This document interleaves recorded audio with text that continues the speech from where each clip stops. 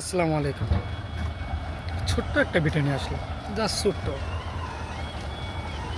সেটা হলো, একটা সময় বাংলাদেশে যখন থাকতাম, ভবিষ্যৎ নিয়ে খুব চিন্তা করতাম। বলতাম মানুষের বিদেশ যাইতেছে, দেশের বাইরে যা ইনকাম করে, লাইফটা কত তাড়াতাড়ি সেটেল হয়ে যায়, সফলতা কত তাড়াতাড়ি পায়। তো আমি তো মনে করছিলাম সেম আমিও হয়তো গেলে পাই না।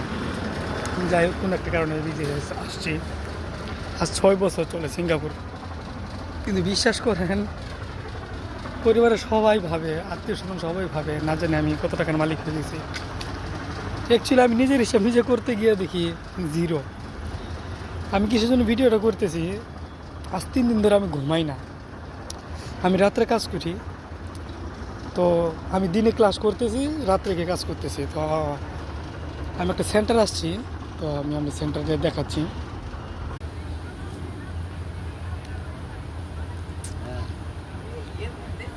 এই যে সেন্টারটা দেখালাম, একেসি ট্রেনিং সেন্টার, এটা একটা সিঙ্গাপুরের সেন্টার। এখানে আমি একটা কোর্স করতেছি। কোর্স আমি আমার নিজের টাকাতে করছি না, আমার কোম্পানি একটা করাইতেছে একটা কাজের জন্য। তাই আমি বললাম, সফলতা তো সহজ না। আজ 3 দিন ধরে কিন্তু ঘুমাই না। আমার এই চোখ খালি বলতেছে ঘুমা ঘুমা, কিন্তু ঘুমাতে পারতেছি না, ইচ্ছেই করে না।